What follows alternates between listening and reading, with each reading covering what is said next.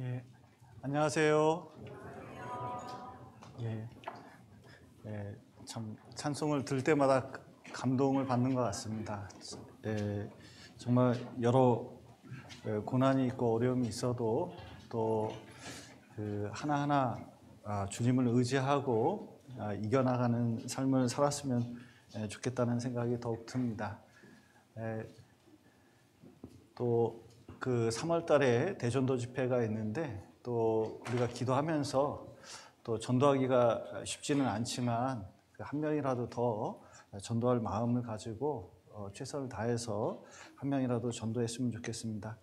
특별히 이제 다음 주부터 42구역 전도 집회가 있습니다. 그래서 그 어떤 분은 42구역만 참석하는 줄 알고 계신 분도 계시고, 그런데 혹시 전도하실 분이 있으면 같이 참석해 주시고 또 많은 분들이 좀 응원해 주셔서 풍성하게 또 전도 집회가 마쳐졌으면 좋겠습니다.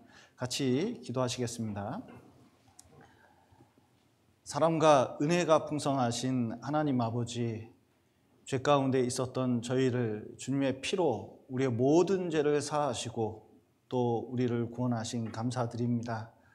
또 우리 주변에 아직 주의 복음을 모르고 또 지옥으로 향하는 많은 가족들, 이웃들이 있습니다. 그들을 위해서 기도할 수 있도록 도와주시고 또 그들을 인도해서 또 구원의 길로 또 인도할 수 있도록 도와주시고 또 많은 역사가 우리 가운데 나타날 수 있도록 도와주시옵소서.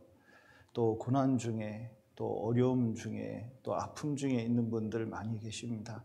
하나님께서 보살펴 주시고 또 그 고난을 통해서 더욱 연단된 신앙을 얻을 수 있도록 도와주시고 그로 말미암아 하나님의 영광이 나타나고 또 하나님 뜻이 드러날 수 있도록 도와주시고 또 우리가 더욱 힘있게 살아갈 수 있도록 도와주시옵소서. 또 우리 삶 가운데 여러 병환이 있는 분들 낫게 해주시고 또 그 속에서 주님이 더욱 드러날 수 있도록 도와주시옵소서. 오늘 교제 허락하신 감사드리며 예수님 이름으로 기도드렸습니다. 아멘. 예, 로마서 보시겠습니다. 로마서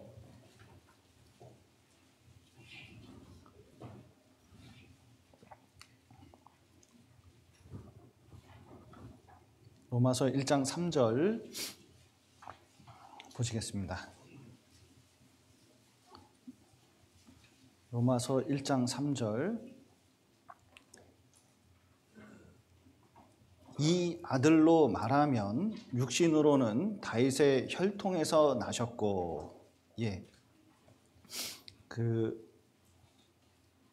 성경 강연회 때에 예수님께서 인간이 되셔서 죽고 부활하셨다는 내용을 성경에서는 가장 중요한 내용인데 십자가에 죽으시는 내용은 우리가 이제 성경 강연회 때 반복해서 들으시고 또 복음과 함께 자세히 들으시기 때문에 대부분 잘 알고 계시지만 예수님께서 지금 이제 로마서에서 복음을 설명하고 있는데 사람이 되셨고 또 죽고 부활하셨다는 내용이 이 복음의 핵심적인 내용 중에 하나거든요. 그런데 이제 예수님이 사람이 되셨고 또 죽음은 잘 배우고 있고 부활에 대해서는 우리가 좀 이제 자주 언급되지는 않고 있습니다. 그래서 로마서를 통해서 복음을 자세히 배우고 있기 때문에 오늘은 이게 우리의 신앙의 핵심 중에 하나인 여기 3절에 보시면 이 아들로 말하면 육신으로는 다윗의 혈통에서 나셨고 예수님께서 육신으로 오신, 그러니까 그걸 성육신이라고 합니다. 그래서 이 성육신에 대해서 자세히 좀 다뤄보도록 하겠습니다. 여기 보시면 그의 아들, 이 아들로 말하면 이렇게 이제 말씀하셨는데 이 아들은 누구 아들일까요? 하나님의 아들. 누구를 가리키시는 거죠? 예수님을 가리키는 겁니다. 근데 그 예수님은 이 아들로 말하면 할 때 이것은 예수님의 신성을 말씀하고 있는 겁니다. 이게 무슨 뜻이냐면 예수님이 아들이 된 건 태어났기 때문에 아들이 됐을까요? 영원 전부터 아들이었을까요? 예, 영원 전부터 하나님 아들이셨습니다. 성자 하나님이셨거든요. 그런데 그분이 어떻게 오셨냐면 육신으로는 다윗의 혈통에서 나셨고, 뭐냐면 이 육신이라는 것은 이 몸을 입고 오셨다는 겁니다. 자꾸 이제 예수님을 이해할 때 가연설이라고 그랬는데, 여러분 제가 실제 있는 것 같습니까? 여기 이미지만 있는 것 같습니까?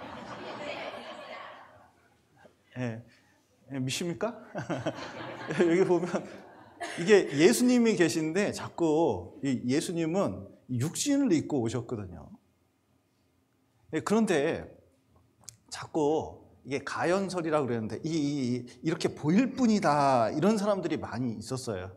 영지주의자들이 그렇게 생각을 했고, 자꾸 예수님, 지금도 뭐 신천지나 하나님의 교회 이런 데는 예수님은 이렇게 성령이 임한 인간이니까 여기 성령을 빼다가 여기다가 예수의 영을 이만희한테 넣고 안산홍한테 넣고 장길자한테 넣고 그러면은 하나님이 된다는 식으로 얘기하는데 말도 안 되는 얘기를 하고 있는 겁니다. 그런 말에 현혹되면 안 돼요. 그런데 예수님께서는 성자 하나님이셨는데 육신을 입고, 여기 한번 보시죠. 그래도 한번 보시겠습니다. 오늘 좀 자세히 배우려고 여기 붙잡으시고 로마서 1장을 붙잡으시고 히브리서 2장을 보시겠습니다.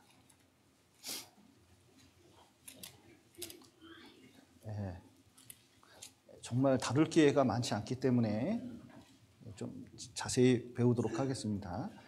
2장 14절. 자, 2장 14절. 354페이지 히브리서 2장 14절입니다. 자녀들은 혈육에 함께 속하였음에 그가 누굴까요? 예수님입니다. 또한 한 모양으로 뭐와 함께? 혈육에 함께 속하심은 사망으로 말미암아 사망의 세력을 잡은 자 곧 마귀를 없이 하시며. 예. 여기 보시면 그 예수님께서 뭘로 오셨냐면 혈이 뭐죠? 피, 육은 뭡니까? 이 몸을 가지고 왔다는 것을 분명히 말씀하고 계십니다. 그래서 요한복음에서는 말씀이 뭐가 됐다고요? 육신이 되어 이렇게 말씀하셨거든요. 그것은 잘못 해석하면 말씀이 사람으로 이렇게 육신으로 변해버렸구나, 이게 변질됐다 이렇게까지 오해하는 사람이 있어요. 그런 거 아닙니다.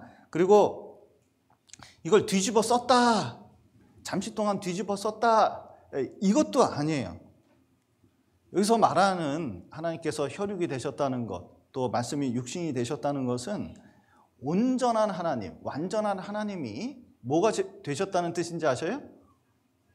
완전한 사람이 됐다는 겁니다. 그러니까 예수님은 이게 맞습니다. 완전한 하나님, 완전한 사람. 그러니까 완전한 하나님이자 완전한 사람. 그게 누군지 아셔요? 예수님이에요. 그러니까 이게 아닙니다. 요 반은 하나님인데 반은 사람. 이거 맞습니까? 틀립니까? 틀려요. 그러니까 좀 이해하기는 쉽지가 않습니다. 쇠를 완벽하게 달궈놨습니다. 너무너무 뜨겁게 달궈놓으면 그건 쇠일까요? 불일까요? 쇠인데 불이고 불인데 쇠예요. 이게 좀 잘 이해하기가 힘든 게 있거든요.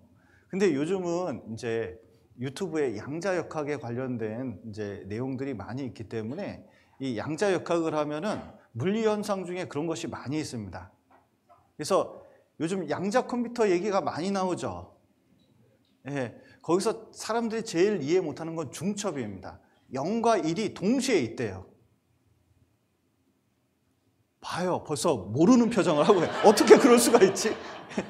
그 인간이 이해할 수 있는 범위가 이게 실제 그런 게 있는데 이해가 안 가요. 그럼 빛은 입자이자 파동입니다. 이제 이게 입자거든요.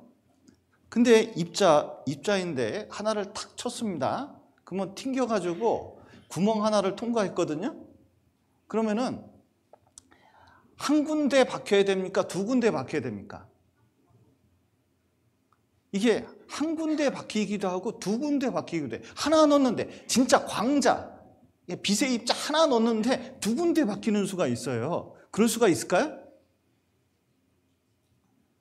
거 봐요. 이해가 안 되잖아요.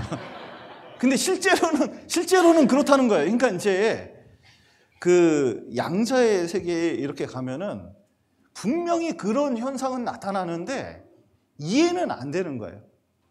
그러면 이제 양자역학을 하는 물리학자들이 뭐라고 얘기하는지 아셔요?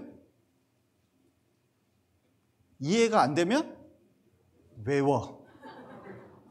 제 옛날에 대학원 때 공부하는데요. 그 양자역학을 좀 배웠거든요. 근데 양자역학은 진짜 이해가 안 가요. 그런데 중요한 건 공식도 그 공식을 어떤 사람이 유도했거든요. 그런데 유도했는데 유도한 걸 까먹었어요. 잊어먹었어요. 근데 공식은 답은 맞아. 그 신기해요. 답은 맞아. 그래서 양자역학 하는 사람들이 그 공식을 그냥 외워서 씁니다. 그러니까 과학자적인 태도는 아닌 것 같지만 실제로는 그런 현상이 일어나기 때문에 무조건적으로 받아들이는 것들이 있어요. 그런데 성경에서도 예수님께서 이제 완전한 하나님이 이 육신을 입고 완전한 사람이 되셨다는 겁니다. 그러니까 완전한 사람이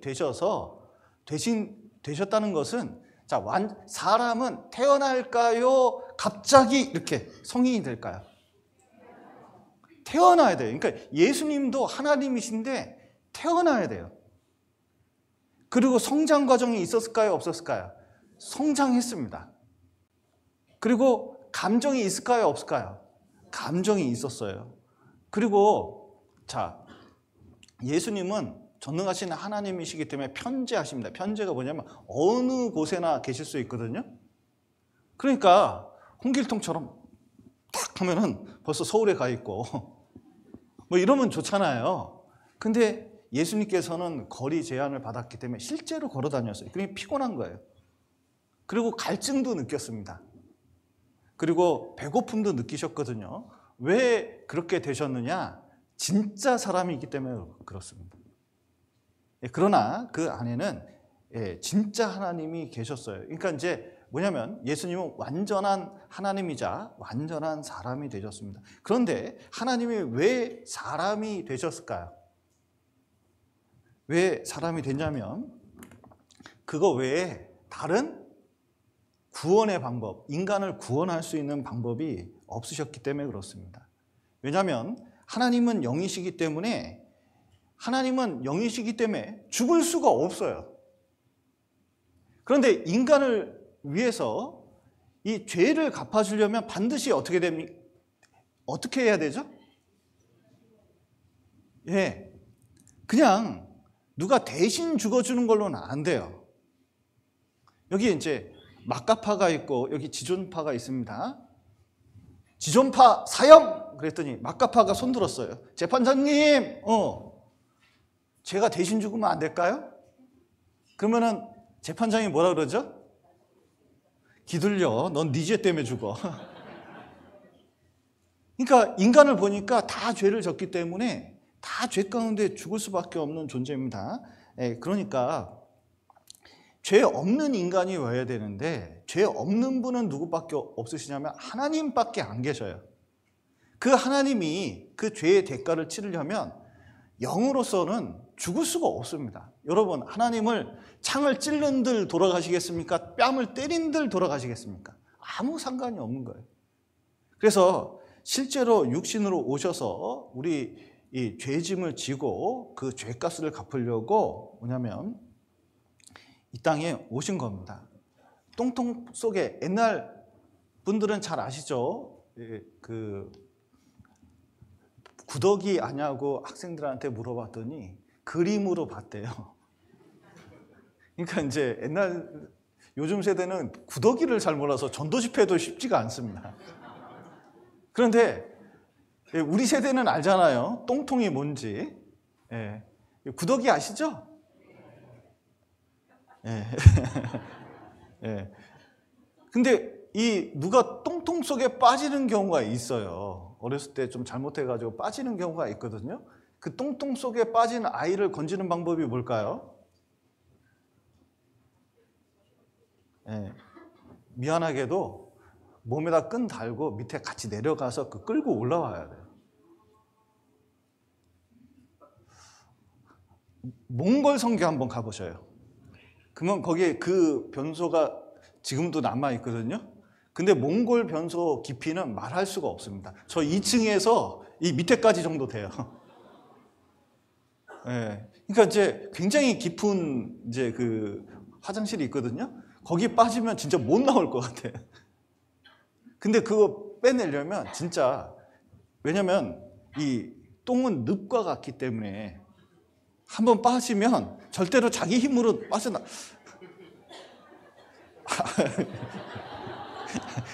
죄송합니다. 예. 너무 구체적으로 말씀드려서. 예, 죄송합니다. 그래서 이제 직접 하나님이 인간이 되셔서 들어오셨어야 된다는 거예요. 그리고 인간의 대표가 되셨어야 됩니다.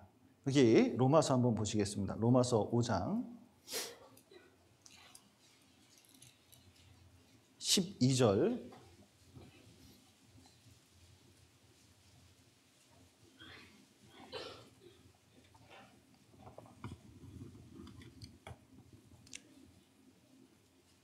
(5장 12절) 로마서 5장 12절입니다. 246페이지 신약성경 246페이지 로마서 5장 12절 천천히 제가 읽어드리겠습니다.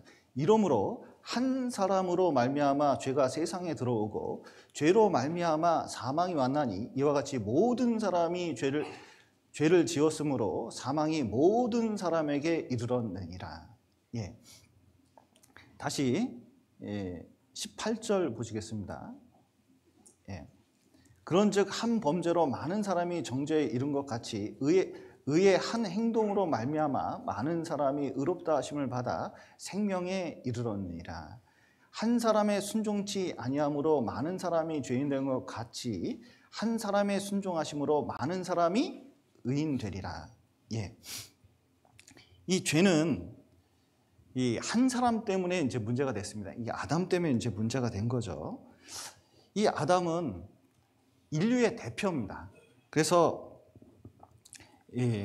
그 아담은 그 모든 사람의 표상이거든요. 그러니까 오실자의 표상입니다. 표상이 뭐냐면 대표라는 뜻을 가지고 있습니다. 그래서 그 에덴 동산에 가장 그 위험한 시험, 선악과 시험을 합니다. 그러면 이 선악과 시험을 할 때 인류의 대표로 누가 이 에덴 동산의 첫 사람으로 있으면 좋을까요?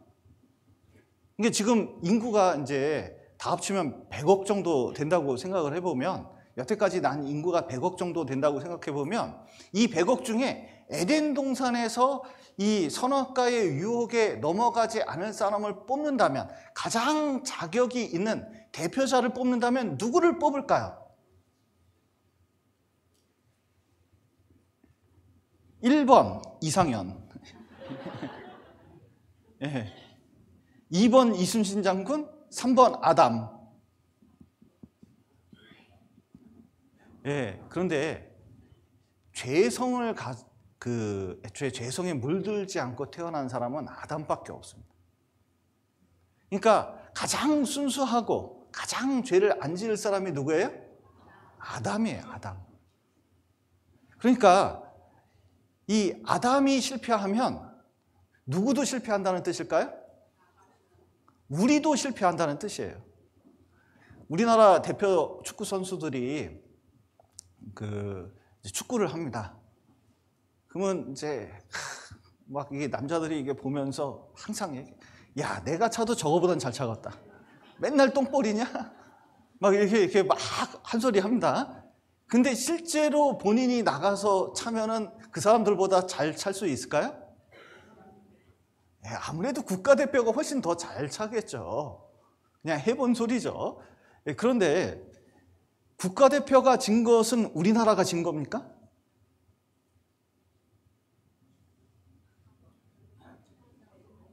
국가대표가 진 거는 우리가 진 거예요. 우리나라가 진 거라고 하잖아요. 국가대표가 이긴 거는 우리가 이긴 거예요. 예를 들어서 김영삼 대통령 때 IMF가 있었는데 그 IMF 때 김영삼 대통령이 그 도장을 한번 찍으셨습니다.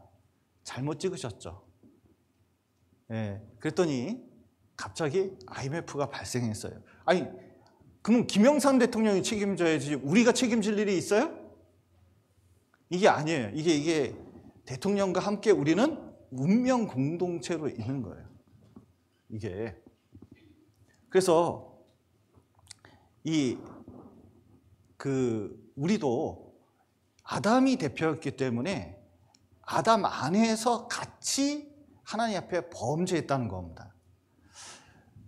옛날에 이제 독일의 어떤 성당에서 그 프로그램을 갖고 있습니다. 스트레스 받는 사람이 많으니까 공짜로 그 숙소를 내주니까 숲속에 있고 휴양지로, 그리고 이 음식도 거의 호텔식으로 이렇게 주기 때문에 야, 너무너무 좋은 거지. 근데 무료예요. 얼마든지 있어도 돼요. 보통 한 달 숙박을 합니다. 근데 딱 조건이 하나 있어요. 유리창만 안 열면 돼요.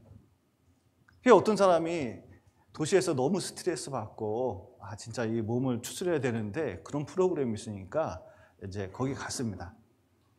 근데 역시 음식도 잘 나오고 시설도 너무 좋고 그런데 딱 답답한 건 유리창이 하나 있는데 거기에 열지 마시오 되어 있고 열면은 여기에 머무는 숙박비를 다 내야 되는데 하루 숙박비가 우리식으로 하면은 50만 원씩이에요.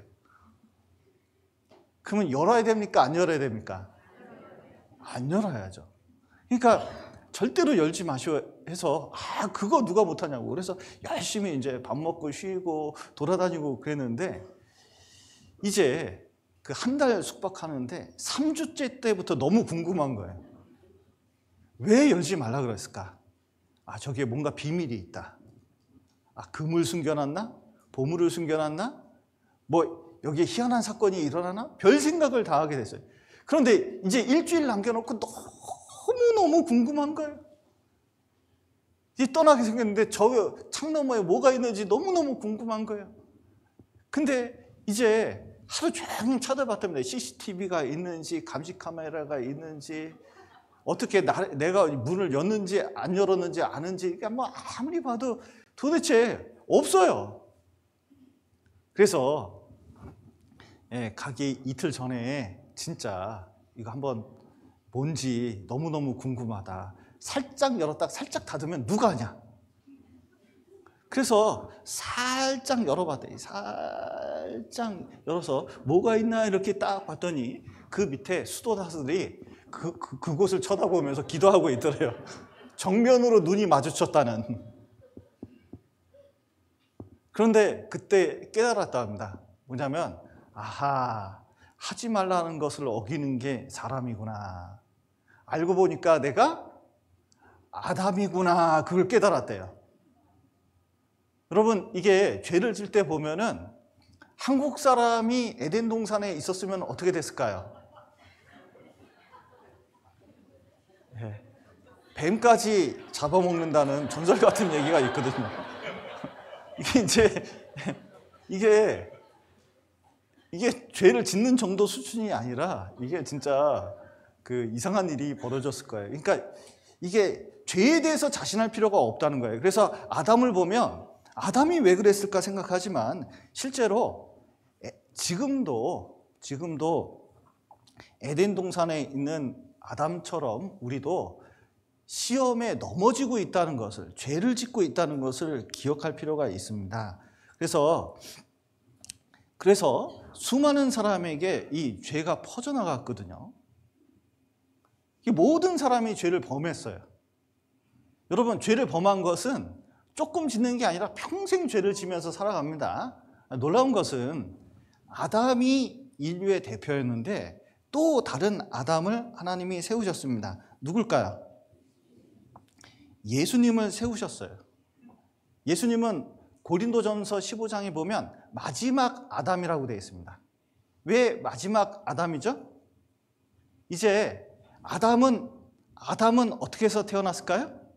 창조한 겁니다. 그러니까 죄가 없어요. 근데 예수님은 어떻게 태어나셨죠? 마리아 태 속에, 이 태라는 게 난자를 선택한 게 아닙니다. 태 아시죠? 태.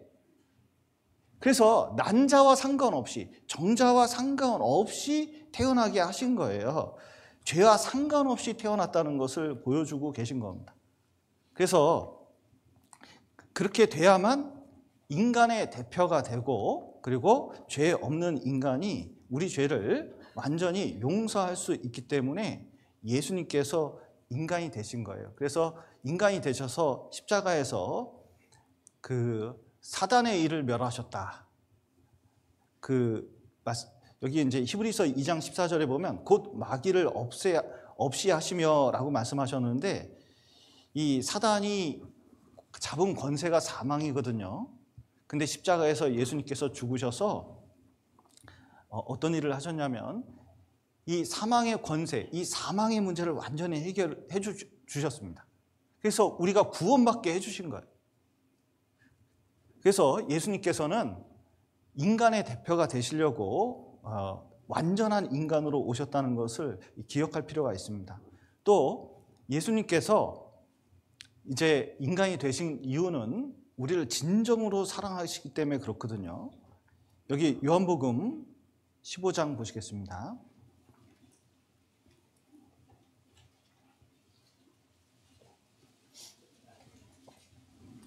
예, 13절. 차라리 요한복음 3장을 보시죠. 3장 16절을 보시겠습니다.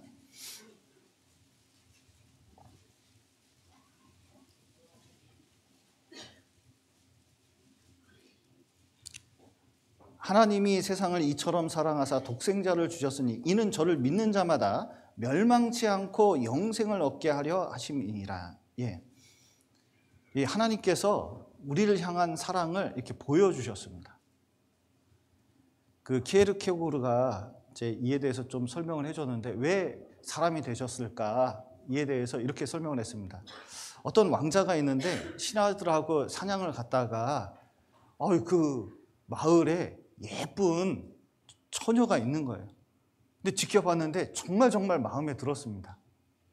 그러면 어떻게 저 처녀하고 결혼을 할 수가 있을까? 이제 고민을 해봤다는 겁니다. 그런데 먼저는 왕자처럼 딱 하고 나가서 내가 왕자니까 결혼합시다 하자는 거예요. 그러면 그때 당시에 신분제도가 있으니까 왕자가 명령을 내렸는데 명령을 안 따를 사람이 어디 있겠어요? 그 나라에 살려면. 근데 그거는 저 여자의 마음을 사는 방법이 아니잖아요. 진짜 마음도 모르고. 그래서 이거는 아니다. 두 번째는 이 왕궁으로 초대를 하자. 식사 한번 하면서 왕궁에 있는 모든 것을 보면 아마 이제 마음에 들 거다. 그런데 가만 생각해 보니까 이것도 그 여자의 마음을 정확하게 알 수가 없어요. 돈 때문에 결혼하는 건지 나 때문에 결혼하는 건지 정확하게 알 수가 없잖아요. 그래서 어떻게 할까 고민을 하다가 내가 평민 신분으로 돌아가자. 잠깐 왕궁에 휴가를 내고 이제 그 마을로 들어가서 평민처럼 하고 그 동네에 있으면서 이제 순수하게 그 여자에게 다가가서 사랑을 고백하고 사랑의 관계를 맺으려고 노력했다는 내용이에요. 왜냐하면 진짜 사랑하기 때문에 진짜 사랑을 얻으려고 그렇게 하는 겁니다. 여러분, 부부는 일심동체라 그랬는데 남편을 사랑하면 점점 식단이 어떻게 바뀌죠?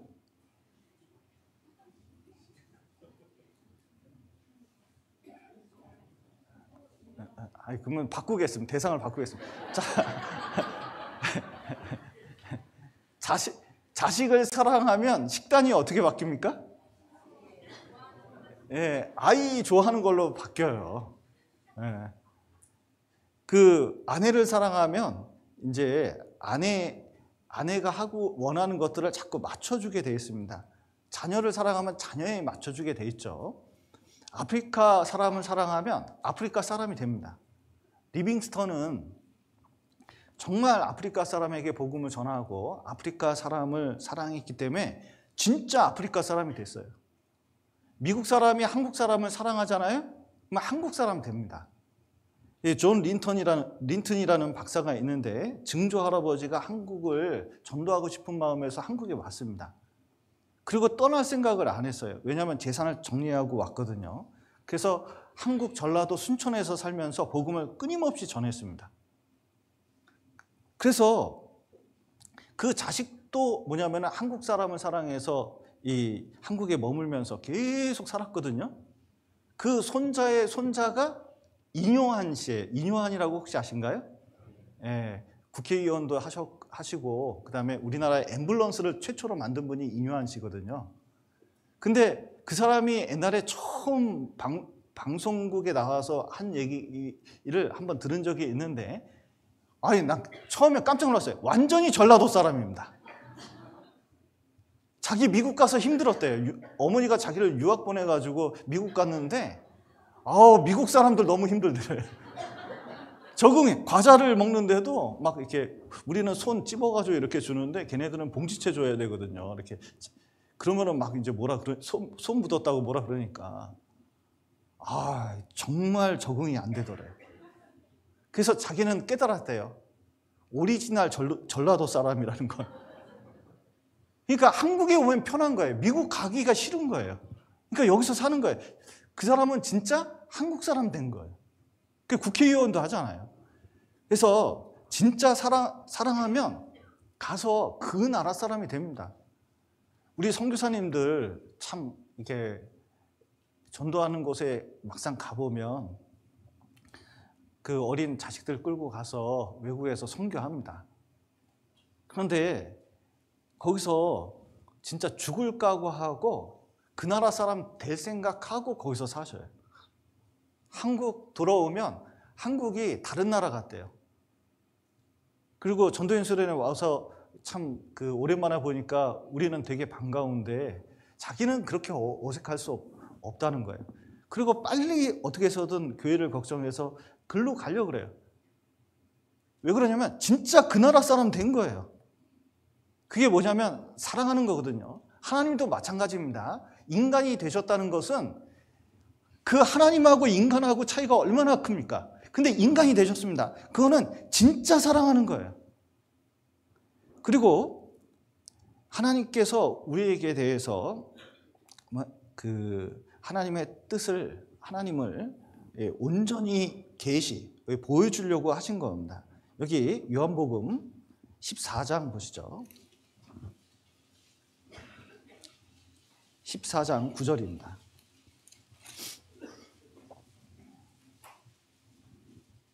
8절부터 보겠습니다. 8절 빌립이 가로되 주여 아버지를 우리에게 보여주옵소서 그리하면 족하겠나이다. 예수께서 가라사대 빌립아 내가 이렇게 오래 너희와 함께 있으되 내가 나를 알지 못하느냐 나를 본 자는 아버지를 보았거늘 어찌하여 아버지를 보이라 하느냐. 자, 하나님은 유대인들이 생각할 때는 성전에 계시고 하늘에 계신 분이고 불 가운데 계신 분이기 때문에 하나님은 직접 본 자는 죽는다고 되어 있거든요. 가까이 하기엔 너무 먼 당신이었습니다. 특히 죄인된 우리가 하나님을 도저히 가까이 할 수가 없었어요. 그래서 하나님 멀리 계시니까 하나님이 말씀으로 우리에게 보여주셔도 유대인들이 생각하는 하나님은 뭐냐면 다정다감한 그리고 우리를 인도하시는 하나님이긴 한데 왠지 거리가 먼 하나님이셨거든요. 그리고 하나님 뜻을 이렇게 해석을 하는데 오해한 것도 굉장히 많아요. 유대인이 굉장히 오해를 많이 했습니다. 그런데 성경을 제대로 뜻을 알려면 누구를 알아야 될까요? 여러분, 성경을 제대로 해석하려면 어떻게 해야 될까요? 신기한 것은 구원을 안 받으면 일단 성경이 해석이 안 돼요. 진짜 이 모든 구절 안에 뭐가 담겨져 있냐면 예수님이 있기 때문에, 십자가 내용이 있기 때문에 십자가가 이해가 안 되면 이사야 53장 읽어보면 누구 얘기하고 있는 거예요? 당연히 예수님이잖아요. 근데 유대인이 읽을 때는 이게 이해가 안 갑니다. 해석상 오류가 많아요. 왜냐하면 이건 이스라엘을 가리킨다, 유대인을 가리킨다 그러는데 단수가 너무 많거든요. 한 사람을 가리키는데 민족이 될 수가 없잖아요. 이스라엘은 여성 명사인데 분명히 그곳엔 남성 명사로 돼 있거든요. 그러니까 이게 아무리 분석하고 이해하려고 해도 자기 머리로는 이사야 53장이 이해가 안 가요. 그런데 구원을 바꿔보니까 우리가 성경 강연할 때 이사야 53장도 인용을 하고 성경의 여러 가지를 인용하는데 이상하게 이해가 안 가는 것도 예수님을 넣어서 해석을 해보잖아요. 너무 이해가 잘 돼요. 그거 참 신기합니다. 그래서 만약에 예수님이 육신으로 오셔서 복음서에서 어떤 일을 행하셨는지 알지 못한다면 우리는 하나님을 되게 어렵게 생각할 가능성이 커요. 그래서 예수님께서는 이 하나님이 가지고 있는 마음, 인간에게 보여주고 싶은 하나님의 뜻을 온전히 보여주셨습니다. 또 예수님이 육신이 되신 이유는 가장 큰 것이 우리에게 모범을 보이려고 군대에서 무슨 작업을 시키려면 맨 처음에 뭐 하시는지 아세요? 조교 앞으로. 그래서 삽질하는 것부터 시작해서 제식 훈련까지 이 모범을 딱 보입니다. 그러면 그 다음에 어떻게 해야 돼요? 그거 따라하면 좋아요. 이 신앙생활도 이렇게 보면은 앞에서 신앙생활 잘하는 사람이 모범을 보이잖아요. 그 신기해요. 그 뒤에 있는 사람도 그거 따라합니다. 그런데 앞에 있는 사람이 잘못하는 게 있잖아요. 그럼 뒤에 있는 사람도 그 잘못된 신앙을 배우는 경우가 많아요. 그러니까 이게 얼마나 중요한지 몰라요. 그런데 예수님께서도 이 육신이 되신 이유는 무엇이냐면 우리에게 이 험난한 세상 가운데서 신앙생활을 어떻게 하는지 이 모범을 보여주시려고 한 겁니다. 그리고 가장 중요한 것은 우리 가운데 거하시려고. 그래서 예수님은 임마누엘의 하나님이거든요. 옛날에 이제 성막을 보면은 신의 산이 이렇게 있으면은 신의 산에서 하나님이 나타나실 때 불 가운데 나타나셨거든요. 이스라엘 백성이 맨 처음에는 하나님 보여달라고 했다가 자, 그럼 다 모여라. 신의 산 근처에 다 모여. 근데 여기까지는 들어오지 마. 그리고 어떻게 했어요? 신의 산에는 나무 한 구리가 없는 산이거든요. 그 위에 불이 붙었습니다. 근데 불이 너무 광채가 강렬하니까 그 빛을 보면 안 되니까 그거를 검은 구름으로 쫙 둘러버렸어요.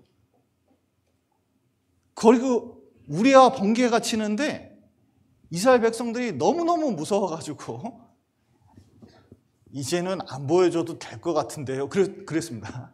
왜냐면 너무너무 무서워. 그런데 그 다음에 하나님이 어떻게 하셨죠?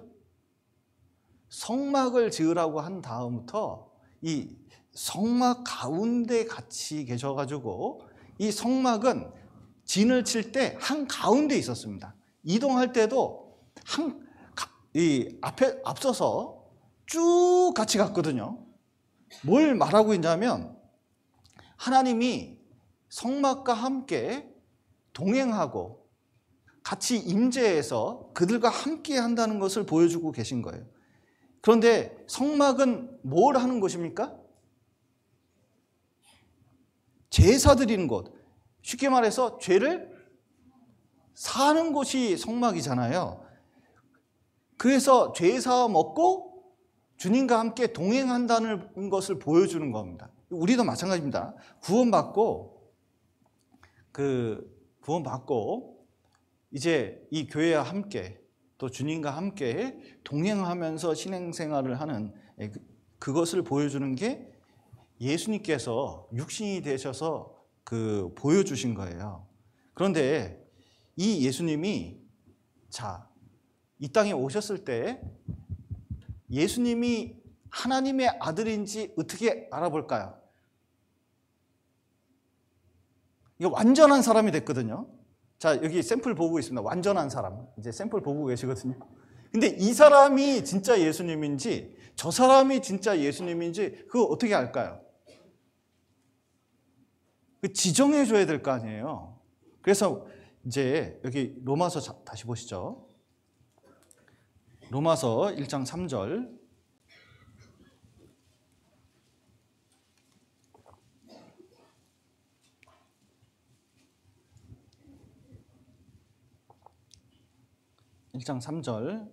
제가 읽겠습니다.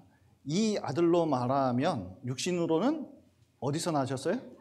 다윗의 혈통에서 나셨고, 사람은 사람인데 어디서 나셔야 되면 다윗의 혈통에서 나셔야 됩니다.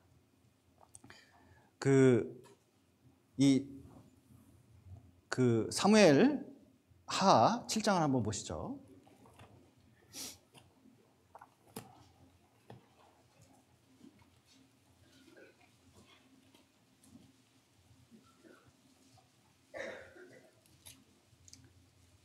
(7장 12절) 다윗과 언약을 했습니다.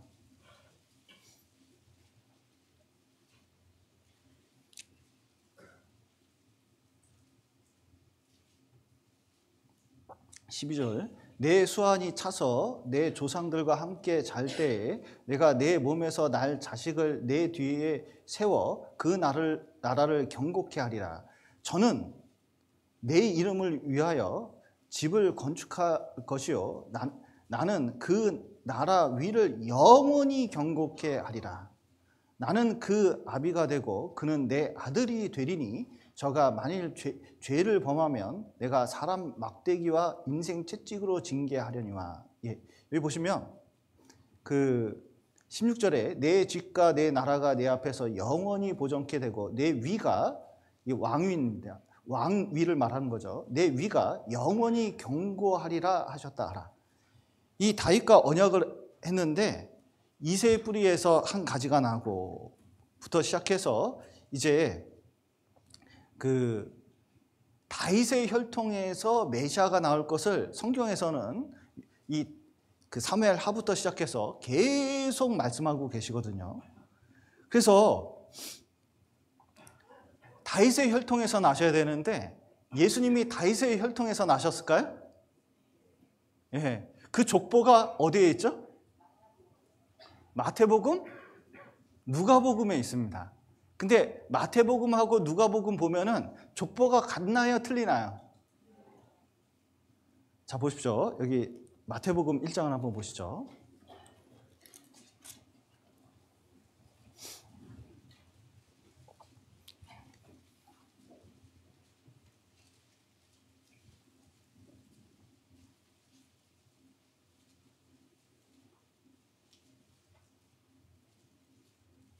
(1장 1절) 아브라함과 다윗의 자손 예수 그리스도의 세계라.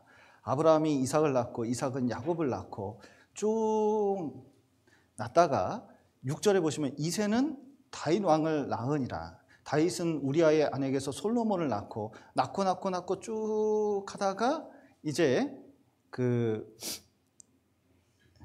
16절 보시죠. 야곱은 마리아의 남편 요셉을 낳았으니 마리아에게서 그리스도라 칭하는 예수가 나시니라.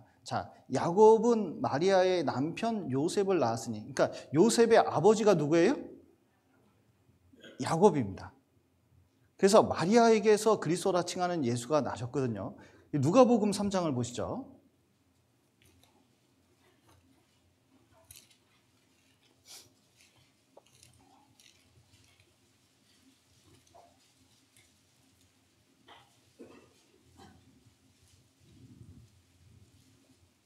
23절입니다. 3장 23절.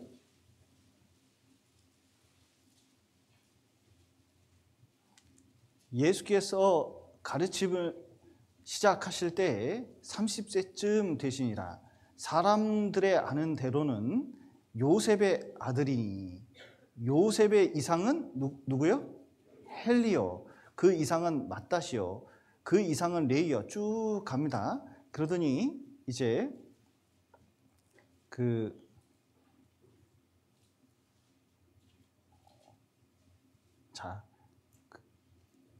쭉 올라가서 38절. 그 이상은 에노스요. 그 이상은 셋이요. 그 이상은 아담이요. 그 이상은 하나님이시니라. 누구까지 올라가냐면 아담까지, 그리고 하나님까지 올라가는 이 족보가 여기 쭉 있습니다. 그 중간에 여기 보시면 31절에 그 이상은 멜레나요. 그 이상은 맨나요. 그 이상은 맏다다요. 그 이상은 나단이요. 그 이상은 누구라고요? 다윗이요. 그래서 족보가 여기 좀 갈라진다는 것을 좀 알 수가 있습니다. 그래서 여기 보시면 31절에 다윗 다음에 누구죠? 다윗 밑대가 누굽니까? 나단이잖아요. 마태복음 다시 보시죠.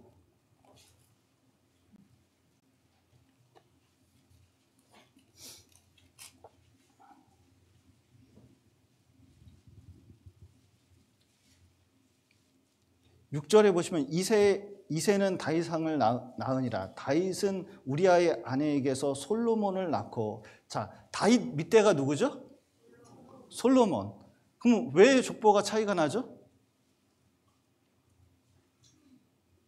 자, 차이가 나는 데가 두 군데 있습니다. 어디입니까? 요셉의 아버지가 틀리고, 그러니까 마태복음에서는 요셉의 아버지가 야곱이고, 누가복음엔 요셉의 아버지가 헬리로 나타나 있습니다. 그건 무슨 차이가 있죠? 자, 예수님은 요셉의 아들입니까? 마리아의 아들입니까?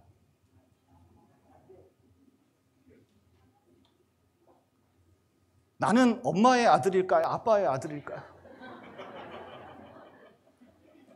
그런데 이제 이게 좀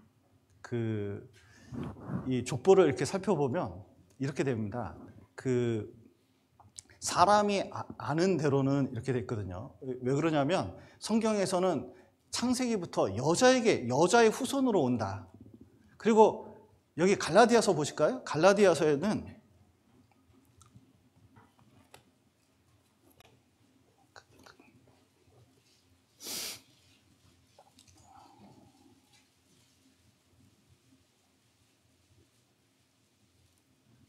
(4장 4절) 보시겠습니다.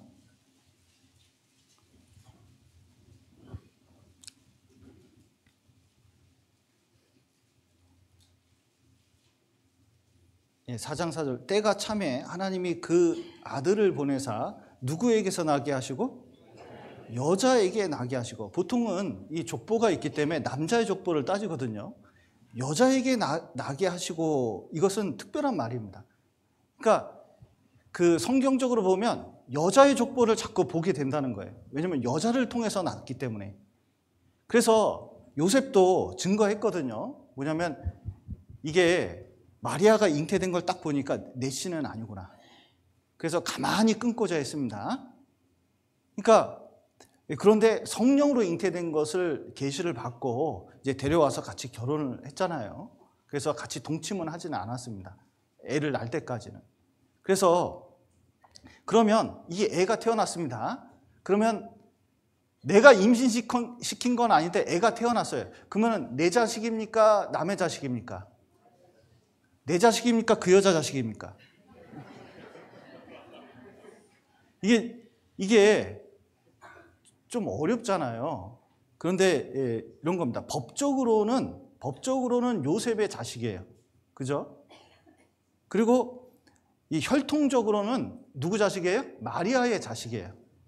그러니까 족보를 어떻게 했냐면 법적으로는 요셉의 자식이기 때문에 요셉이 다윗의 족보거든요. 그러니까 솔로몬까지 올라가는 거예요. 그러니까 이 아브라함과 다윗의 자손이잖아요. 그러니까 이게 왕가 메시아의 족보입니다. 그래서 유대인의 구원자로 오실 이 메시아에 대해서 마태복음에다가 말씀을 한 겁니다. 여러분 보십시오.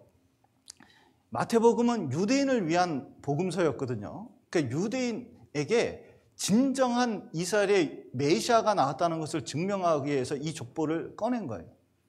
근데 누가복음은 이방인의 복음입니다. 그리고 아담까지 올라갔잖아요. 그것은 온 인류의 구원자라는 것을 보여주려고 그래요. 온 인류의 구원자로서 여자에게 후손이 왔다는 것을 나타내려고 합니다. 그러면 이건 누구 족보일까요? 마리아의 족보인 거예요. 그래서 이 족보가 틀린 것은 잘못 기재를 한 게 아니라, 성경의 오류가 아니라 족보 방향이 다르기 때문에, 설명하고자 하는 내용이 틀리기 때문에 그런 겁니다. 쉽게 말하면 저는 할아버지가 2명입니다. 그 친할아버지가 있고, 제가 이제 초등학교 때 저희 아버님께서 그 친척 중에 자식이 없는 분이 있는데 너무 불쌍히 여기셔가지고 그분께 입양을 해드렸어요. 그러면 저는 어릴 때 친할아버지는 일찍 돌아가셨거든요. 어렸을 때 한 3살, 4살 때 뵙고 기억이 잘 안 납니다. 근데 양 할아버지는 이제 계속 같이 이제 어렸을 때 기억이 있거든요. 그러면 저는 누가 진짜 할아버지일까요?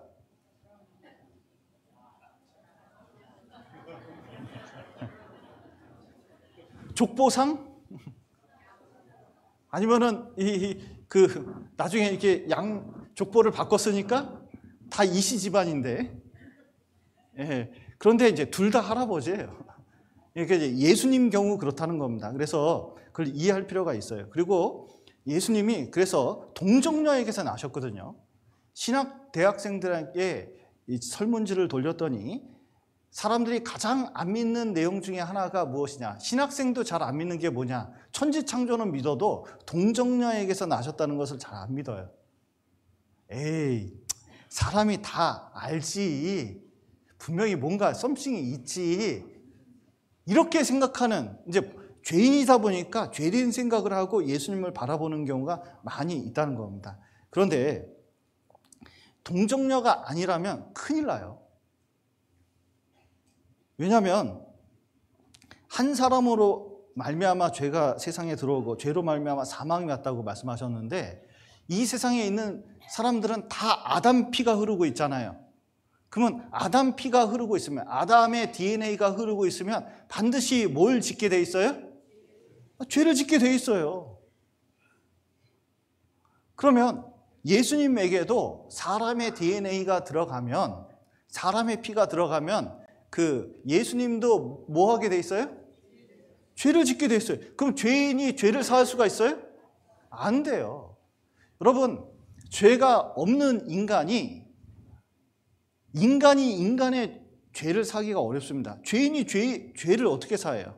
완전한 하나님이 죄 없는 인간이 되셔서 우리 죄를 사해야만 완전한 속죄가 이루어지는 겁니다. 그러니까 죄가 완전히 없어야 돼요.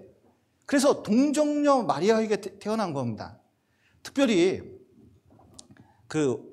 완전한 사람, 완전한 하나님이기 때문에 하나님은 죄가 없으신 분이거든요. 근데 이 안에 죄 있으면 충돌이 생겨요. 그래서 하나님께서는 예수님을 동정녀 마리아 태만 빌려가지고 태어나신 거예요. 그래서 지난번에도 말씀드렸지만 한 번 더 말씀드리겠습니다. 예레미야, 좀 덥지는 않으신가요? 막 등에서 막 땀이 절절 흐르고 있습니다. 31장 22절.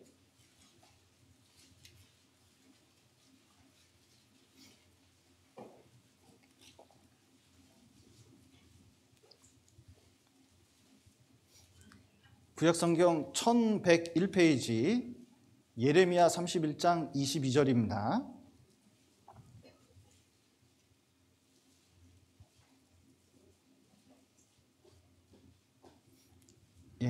제가 읽겠습니다. 패역한 딸아, 내가 어느 때까지 방황하겠느냐? 여호와가 새 일을 세상에 창조하였나니 곧 여자가 남자를 안으리라. 자, 여호와가 새 일을 세상에 창조하였나니 곧 여자가 남자를 안으리라. 그러니까 여기 하나님께서 새로운 아담을 여자 태만 빌려가지고 창조하신 겁니다. 그래서 지난번에 말씀드린 것처럼 자꾸 이제 청년들 중에서는 수양회 때면은 5년마다 한 번씩 들어오는 질문 중에 하나거든요. 그래서 알아두고 혹시 헷갈리는 분이 있으면 꼭 한 번 더 얘기해 주세요. 여기 난자가 있는데 여기 이렇게 생각하는 겁니다. 이게 정자는 하나님 정자, 난자는 사람 난자, 이렇게 해서 수정을 했다고 생각하는 거예요. 이렇게 되면 어떻게 되죠? 마리아의 DNA에는 뭐가 있습니까? 죄가 있어요. 이렇게 수정된 게 아닙니다. 정자와 난자와 상관없이 예수님은 뭐냐면 태만 빌려서 여기서 새 창조를 한 거예요. 그래서 여기 아담처럼, 아담은 창조한 인간이잖아요. 그런 것처럼 창조한 겁니다. 그래서 마지막 아담이 되신 거예요. 그래서 죄가 없으셔요. 완전한 사람이지만 완전한 하나님으로 같이 있을 수 있게 동정녀 마리아에게서 태어나신 겁니다. 그래서 그리고 처녀에게서 안 나면 하나님 말씀이 틀려요. 이사야 7장을 보시겠습니다.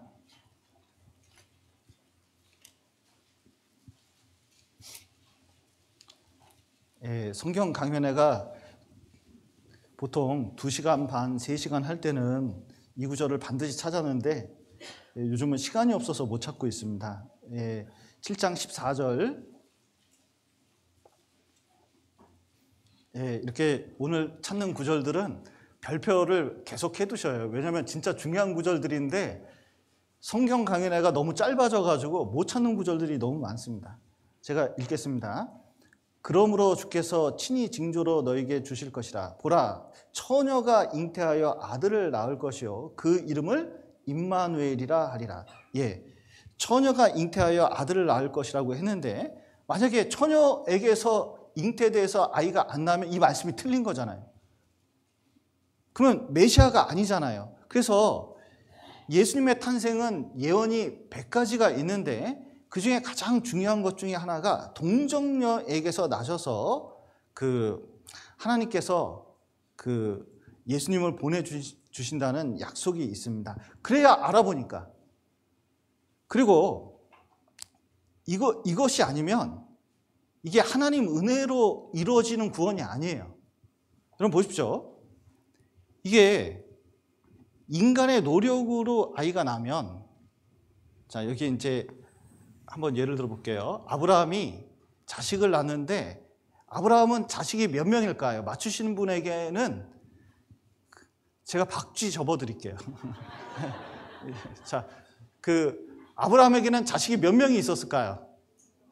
총 자식이 몇 명이죠? 총 자식이 몇 명입니까?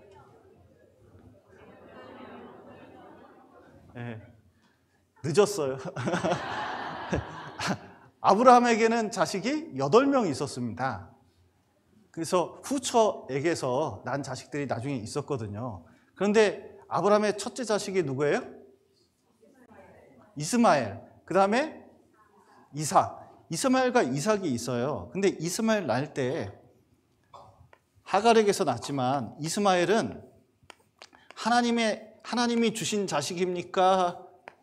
인간의 노력으로 만든 자식입니까? 거꾸로 물어보겠습니다. 여러분 자식은 하나님이 주셨습니까? 인간의 노력으로 만들었습니까? 이게 자 보셔요.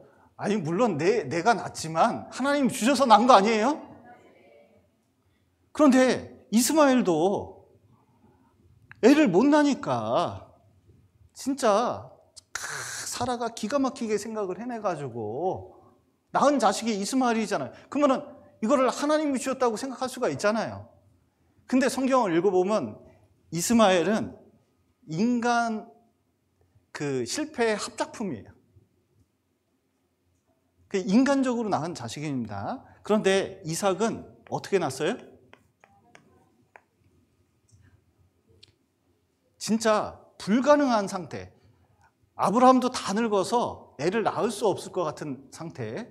그리고 사라는 경수가 끊긴 지 오래돼가지고 본인도 낳을 거라고 도저히 생각 못 했는데 99세 때에, 아브라함 99세 때에 여호와께서 오시더니 천사와 함께 아들을 낳을 거라고 이렇게 얘기하니까 그 사라가 음식 나르다가 텐트 밖에서 그 얘기 듣고 어떻게 했습니까? 속으로 웃었습니다. 왜냐하면 말도 안 된다고 생각을 한 거예요. 그런데 이게 기적의 아들입니다. 이삭은 기적의 아들이에요.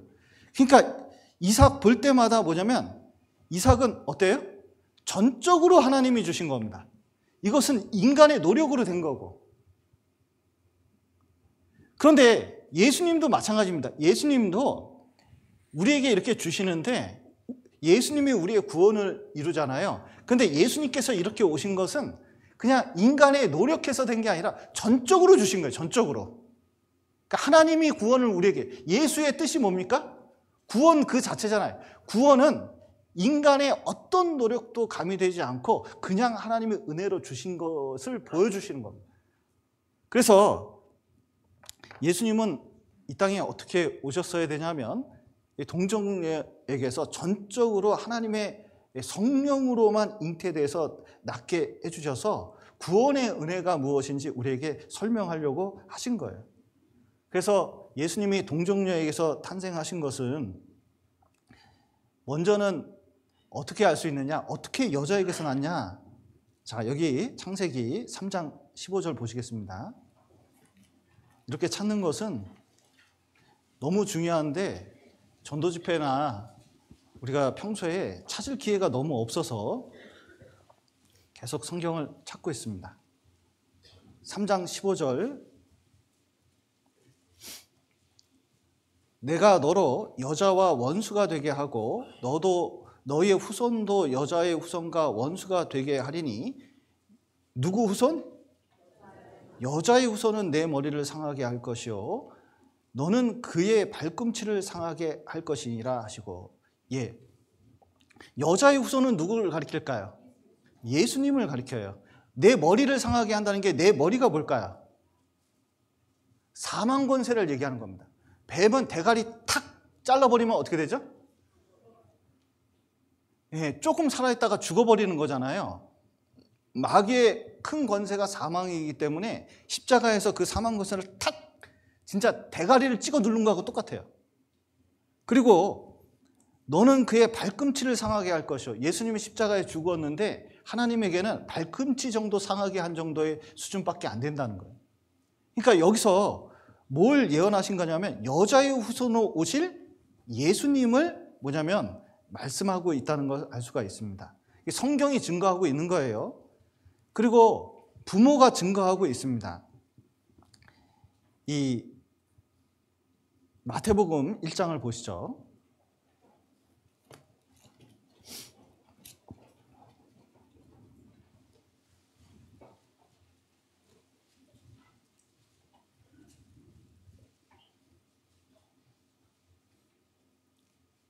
예, 1장 18절부터 제가 읽겠습니다.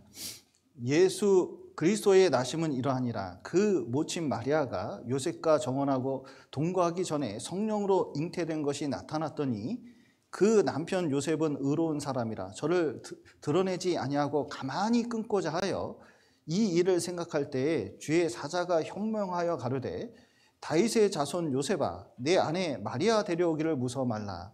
저에게 잉태된 자는 성령으로 된 것이라. 아들을 낳으리니 이름을 예수라 하라. 이는 그가 자기 백성을 저희 죄에서 구원할 자이심이라 하니라. 예, 여기 보시면 요셉이 맨 처음에는 알았거든요. 그 유대인의 결혼은 특별합니다. 먼저 우리식으로 하면 약혼을 해요. 약혼한 다음에 결혼을 언제 하죠? 요즘은 약혼을 안 하니까. 약혼한 다음에 보통 결혼을 언제 합니까? 여기 약혼해 보신 분. 이제 약혼이 없어졌네요. 그러니까 보통 약혼했다가 1년 뒤에 보통 하거든요. 왜 그러냐면 1년 동안 기다렸는데 배가 불러오네? 그러면 이게 행실이 좋은 여자인지 나쁜 여자인지 알 수가 없잖아요. 그러니까 결혼을 그만둘 수가 있습니다. 근데 유대인들은 약혼하고 보통 1년 정도를 기다렸어요. 행실을 보려고. 근데 보니까 마리아에게 좋은 여자인지 알았는데 이게 배가 불러오네? 아이고야. 이게 만약에 소문내버리면 저 여자는 매장시킬 수도 있는데, 예, 차라리 그냥 모른 척하고 가만히 이제 그냥 약혼을 정리하자. 이렇게 이제 생각을 했습니다. 그런데 이 천사가 나타나서 뭐냐면 마리아에게, 요셉에게 얘기한 겁니다. 그 잉태한 것은 성령으로 잉태한 것이다. 하나님이 잉태케 한 거니까 그거 너무 신경 쓰지 말고 데려와서 같이 살라고 이렇게 이제 말씀을 하신 겁니다. 그래서 요셉이 남자가 이런 거 받아들이기가 쉽지가 않거든요. 요셉은 이 말씀이 아니었다면 도저히 받아들이지 않았을 거예요. 왜냐하면 정결한 사람이었기 때문에 그렇습니다. 그리고 누가복음에 보면은 마리아도 마찬가지입니다. 본인은 남자를 알지 못한다. 무슨 뜻이에요? 한 번도 남자하고 손잡아 본 적도 없는 사람이 마리아예요.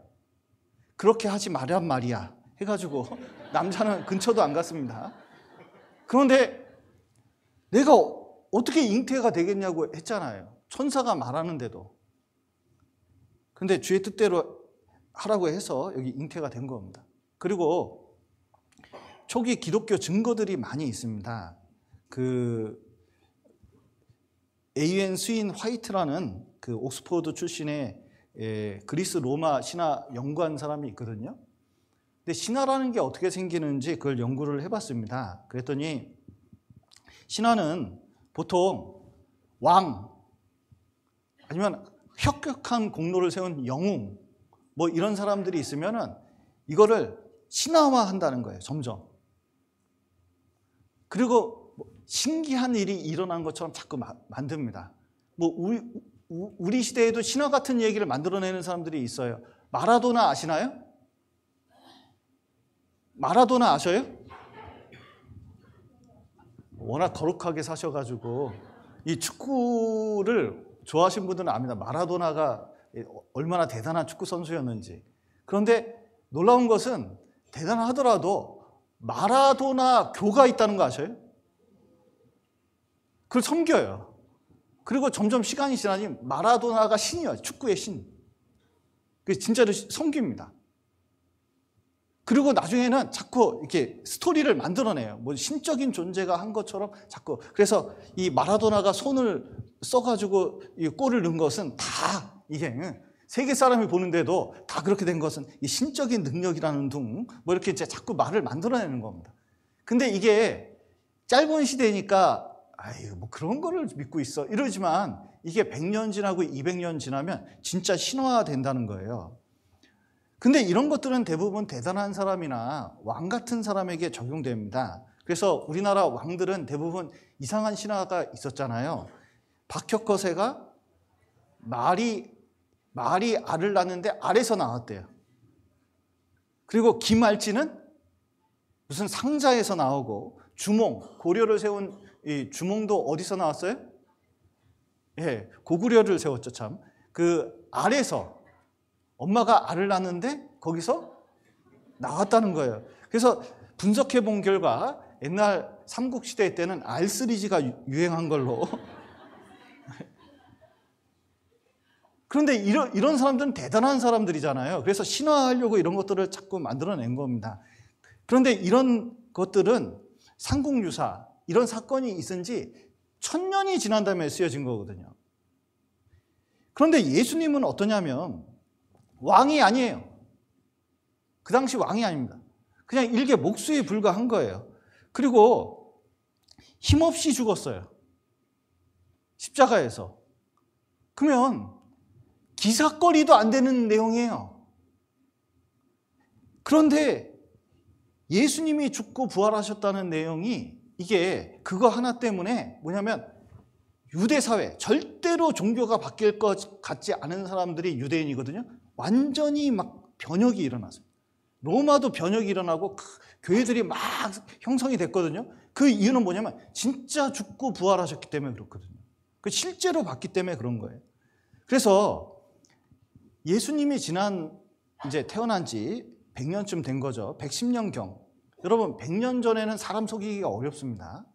역사 기록들이 있는데 그 이그나티우스라는 사람이 에베소 교인들에게 쓸 때 예수님은 마리아 모태에서 성령으로 잉태됐다. 125년경에 아리스티테스라는 사람이 예수는 성령에 의해 히브리 처녀 몸에서 태어났다. 그리고 150년경에 저스틴은 예수님은 동정녀 마리아에게서 태어났다. 이는 이사의 예언의 성취다. 아주 명확하게 말하고 있습니다. 예, 실제로 예수님은 성육신 하신 것을, 사람이 되신 것을 분명히 말씀하고 계신 거예요. 그런데 이제 요즘 옛날에 신의 길, 인간의 길 뭐 이런 다큐가 4부작으로 한 적이 있습니다. 사실은 그 내용은 히틀러가 이 기독교를 탄압하기 위해서 예수님을 모독하기 위해서 이렇게 만든 내용이에요. 그런데 그걸 이슬람이 받아들여가지고 최근에 이제 쫙 흩어뿌립니다. 그래서 예수님이 마치 인간이었는데 자꾸 그 신의 계시를 받아서 내가 하나님의 아들인가? 뭐 이렇게 이제 깨닫기 시작했다는 이제 전설 같은 얘기를 만들어내 가지고 이게 무슨 신화와 전설처럼 만들어 버리고, 그리고 마치 예수님이 이 탄생한 것이 그리스 로마 신화나 이집트 신화하고 비슷한 것처럼 얘기하는 사람들이 많이 생겼어요. 근데 유튜브를 타고 이게 쫙 퍼지니까 사람들이 그것을 상담을 하는데 그걸 보고요, 감동을 받아가지고 이게 성경 강연을 들어도 구원을 못 받는 사람을 내가 본 적이 있거든요. 사실은 히틀러에 의해서 또 이슬람에 의해서 그게 배포된 내용인데 그 사실을 모르고, 그리고 그것은 그 당시에도 부인된 사실인데도 그것을 깨닫지 못하는 사람들이 있습니다. 여러분 그리스 로마 신화 읽어본 적 있으신가요? 제우스가 어떻게 태어났죠? 어떤 신이 있는데 어떤 왕비를 강간해가지고 나왔어요. 그러니까 이제 그리스 로마 신화 같은 경우는 신과 이 반신 반인이 나는 방법은 인간 여자하고 신이 동침해서 낳는 거예요. 이집트 신화도 마찬가지입니다. 그런데 성경의 예수님은 그렇게 해서 태어났나요? 그러니까 성경을 모르고 진짜 말도 안 되는 거에 엮어버린 거예요. 뭐냐면 마리아는 동침한 적이 없어요. 성령으로 잉태한 겁니다. 그러니까 그 고대에 있었던 모든 신화하고도 완전히 다르다는 걸 알 수가 있거든요, 연구해보면. 그리고 시기적으로도 완전히 차이가 나요. 이것은 예수님 죽으신 다음에 바로 쓰인 내용들이에요. 이건 사실 확인이 다 가능한 것들이었습니다. 근데 신화들은 오랜 시간에 걸쳐서 나온 것들이기 때문에 1000년, 2000년 지난 다음에 쓰여진 것들이었거든요. 그러니까 마치 고대 신화에서 베껴 썼다는 얘기들은 낭설이고 성경도 모르고 그리스 로마 신화도 모르는 사람들이 막연하게 받아들이는 내용에 불과한 겁니다. 그러나 우리가 좀 이 시대에 확실히 알아야 되는 것은 예수님께서 진짜 사람이 된 것은, 그리고 동정녀에게서 태어나신 것은 성경이 증거하고 있고 또 여러 가지 그 당시 상황이 그것을 보여준다는 것을 알 수가 있습니다. 특별히 여기 예수님께서 동정녀에게서 태어나셨다는 확실한 증거 중에 하나가 이런 겁니다. 갈라디아서 4장 4절 다시 한번 보시겠습니다.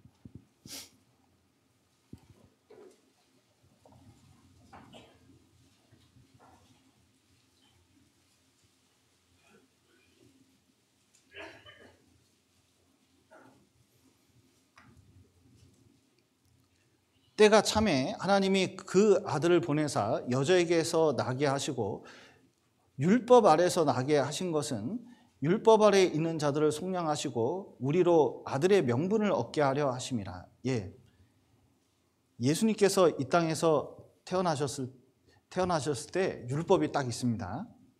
근데 이 사람이 죄인인지 아닌지, 진짜 죄가 있는지 없는지 딱 아는 방법은 이 율법 제대로 지키는지 안 지키는지 보면 알거든요. 이 세상에 율법 온전히 지킬 수 있는 사람이 있을까요, 없을까요? 없어요. 그런데 놀랍게도 예수님은 모든 율법을 다 지키셨습니다. 그래서 출생할 때 그 할례를 받으려면 7일 후에 8일 만에 할례를 받아야 되거든요. 예수님은 할례를 받으셨을까요? 예, 바로 할례를 받으셨습니다.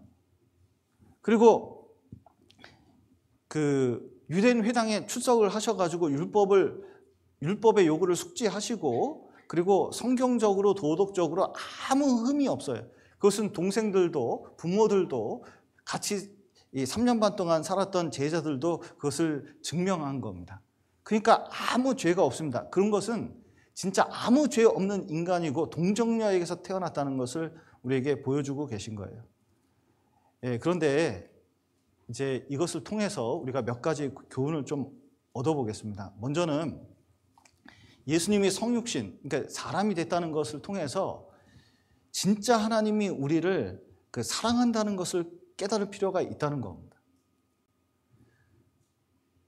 예수님은 이 세상에 계실 때 여러 가지 기적을 보여주실 수 있었습니다. 오병이어의 기적. 좀 먹을 게 부족하신가요? 떡 떼서 이렇게 주면 되는 거예요. 무리를 걸어 다니셨어요. 병자도 낫게 해주셨습니다. 그리고 여러 가지 이제 이적을 일으키셨거든요. 그리고 잘 먹고 잘 살다가 죽으셨어요. 그러면 우리한테 의미가 있습니까, 없습니까? 의미가 없어요. 이 땅에 오신 것은 뭐냐면 우리를 사랑해서 독생자를 주셨으니 그랬는데, 진짜 십자가에 죽으셔서 우리 죄를 갚지 않으면 우리 죄가 그대로 있기 때문에 그 십자가의 사랑으로 뭐냐면 우리를 사랑하는지 그걸 보여주려고 하는 거예요. 그래서 이 사람이 돼서 십자가에 죽은 것은 정말 하나님께서 우리를 사랑하신다는 것을 보여주시는 겁니다. 어떤 분이 이제 자식이 없어서 양자를 얻으려고 그러는데 아들 5 있는 친척한테 얘기를 했대요. 너 아들 5이나 있잖아. 그 중에 한 명만 보내줘. 내 아들 삼게. 얘기했어요. 아유, 형님이 그렇게 말씀하시면 아들 5이나 있는데 하나 줘야죠. 알았어요. 그러더니 이제 집에 갔습니다. 그랬더니 아들이 5명이 자고 있더래요. 누굴 줄까? 근데 큰아들 봤더니 얘는 장남이라 못 죽었어요. 둘째 아들 딱 보니까 얘가 우리 집에서 제일 똑똑해. 그러니까 집안 일으키려 해요. 얘 못 죽었어. 예. 셋째가 있는데 셋째는 정말 나하고 똑같이 생겼어. 넷째는 이 병약이 좀 약해서 병치를 너무 많이 하는데 이거는 부모가 웬만한 정을 가지고 있지 않으면 이거 못 키우겠어요. 그러니까 얘 주면은 얘 너무 힘들 것 같아. 근데 막내가 하나 있는데 얘 때문에 얘 보는 재미에 살거든요, 요즘. 그러니까 밤새도록 고민을 했대요. 밤새도록 누구 줄까? 여러분 같으면 누구 주겠습니까? 다음날 찾아가서 얘기했답니다. 못 줘. 줄 애가 없다는 거예요. 5명이나 있는데 줄 애가 하나도 없습니다. 그런데 하나님은 독생자가 아들이 몇 명 있어요? 하나. 예수 그리스도 하나 있습니다. 놀라운 것은 가장 귀한 걸 우리에게 주신 거예요. 그거는 진짜 사랑하는 겁니다. 그래서 육신으로 이렇게 보내신 것은 진짜 나를 진짜로 사랑하는 거구나. 그리고 그렇게 낮아지신 거구나. 그걸 깨달을 필요가 있습니다. 여러분, 우리를 사랑하지 않으면 낮아질 수가 없어요. 여러분, 우리가 신앙생활 하면서 깨달아야 되는 것은 이게 낮아져야 뭐든지 가능해요. 예수님이 낮아졌기 때문에 그렇습니다. 여기 한번 보시죠. 빌립보서 2장 보시겠습니다.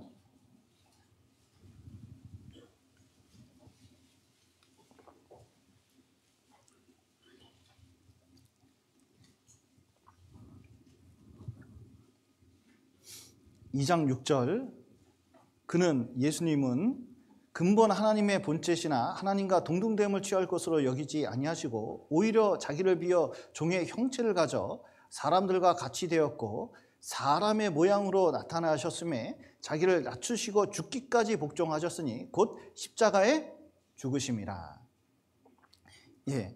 예수님께서 하신 일은 정말 이 육신까지 낮아지셨다는 것을 우리에게 보여주시는 겁니다. 진짜 신앙생활은 겸손해야 된다는 것을 보여주고 계시거든요. 여러분, 여기서 말구유에서 태어나신 분, 그러니까 예수님은 태어나시는데 가난한 목수 집안에, 태어날 때도 어디서 태어났어요? 말구유에서 태어나셨잖아요. 이 구유에서 태어난다는 게 이게 정말 어려운 일이잖아요. 게다가 탈 때도 나귀를 타고 예루살렘 입성하실 뿐만 아니라 제자들의 발을 씻겨주셨습니다. 그리고 무덤도 자기 무덤이 없었어요. 그리고 우리를 건지신 겁니다. 이게 웬만큼 사랑하고 웬만큼 겸손하지 않아서는 어려운 얘기입니다. 이제 우리 목사님 중에 아시아나 비행 조종사가 있었습니다. 옛날에는 대통령 전용기까지 운행하셨다고 그러더라고요. 대단한 목사님이 계셔요. 근데 이제 그분이 자기 고등학교 2학년 때 얘기를 해주더라고요. 고등학교 2학년 때까지 자기가 검도 2단이었대요. 그래서 검도 2단이라 이 검도는 태권도 2단하고도 차이가 난대요. 왜냐하면 막대기 하나만 잡으면 이길 사람이 없대요. 이게 검도 2단입니다. 그런데 이제 여자친구가 있어가지고 이제 공원에 이제 가서 데이트를 즐기고 있는데 벤치에 앉아서 이렇게 이제 대화하면서 벤치에 앉아 있는데 건달들 3명이 오더래요. 그러면서 건달들 3명이 딱 오더니, 야, 그림 좋다?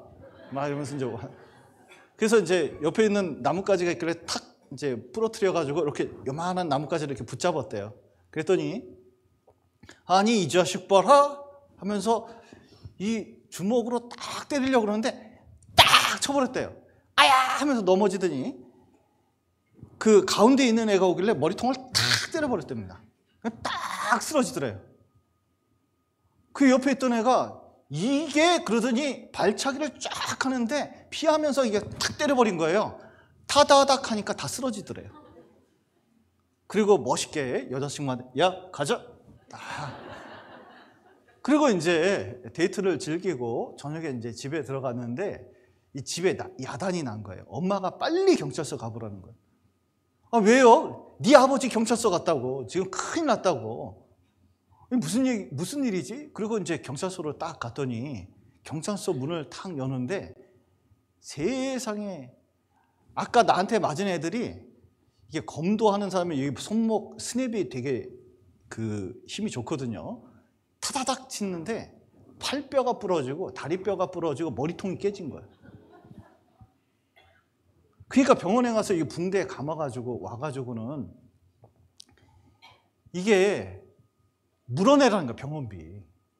그러니까 아버지가 갔는데 이 병원비만 물어주는 게 아니라 이게 보상금까지 해가지고 이거 어마어마하게 무는데, 이 들어오자마자 저 자식이 우리 자식을 때렸다고 막 야단이 났는데 자기가 보니까 욕을 얻어먹을 뿐만 아버지가 엄청나게 자존심이 센 분이거든요. 그리고 자기 잘못하면은 얼마나 야단치는 분인지 몰라요. 근데 거기서 무릎을 꿇고 있더래요. 한 번도 평생 무릎을 꿇지 않은 분이. 그래서 이게 웬일이지? 그러는데 아버지가 자기를 보더니 빨리 와서 여기 같이 무릎 꿇으라는 거예요. 그런데 이게 밤 10시까지 시비를 거는데 병원비 갚으라는 거예요. 근데 이게 보상금까지 해가지고 합의금. 그래가지고 근 1,000만 원 들었던 것 같아요. 얘기를 들어보면. 왜냐하면 지금 항공대에 가서 파일럿 돼야 되는데 지금 저것 때문에 잘리면 이거 큰일 나잖아요. 그래서 거금을 들여서 합의를 본 다음에 합의서를 썼어요. 결국 밤 10시에. 그래서 돈 주고 합의 썼습니다. 이제 끝났어요. 그러더니 보통 같으면 난리가 날 텐데 자기한테 한마디 하더래요. 야, 가자. 그러더니 뒤도 안 돌아보고 앞으로 가더래요.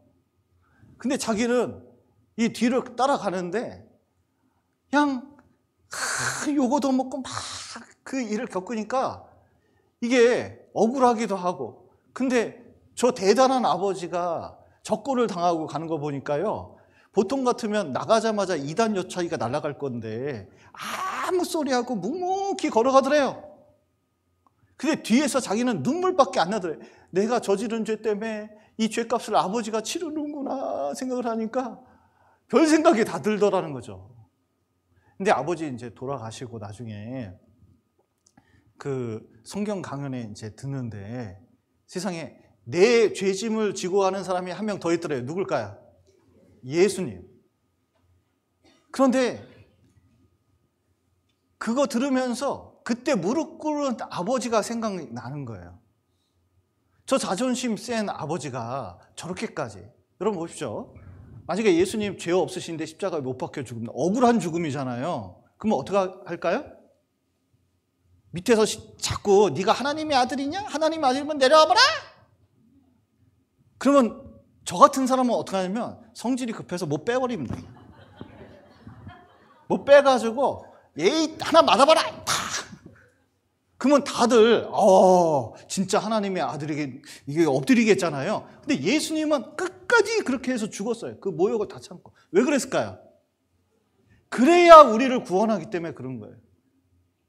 근데 우리를 구원하려는 마음이 있으니까 마음을 낮추고 해서 끝까지 낮춘 거예요. 그렇게. 그건 구원이 아니면 설명이 안 됩니다.